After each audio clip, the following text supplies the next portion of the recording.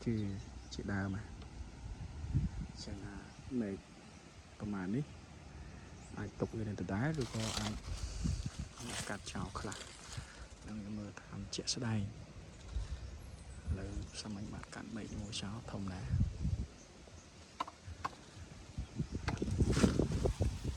តាមជើងពីរជើងតែក្រោយទៅដើមកាន់ធ្វើដើមហ្មង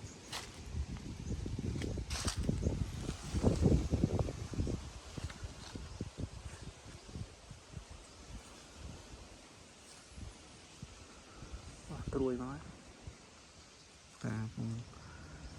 បែកបានមកចកោមពីរហើយនឹងពន្យងកដាលលើត្រួយពេញហ្នឹងហើយត្រួយពូលើអត់ទៅ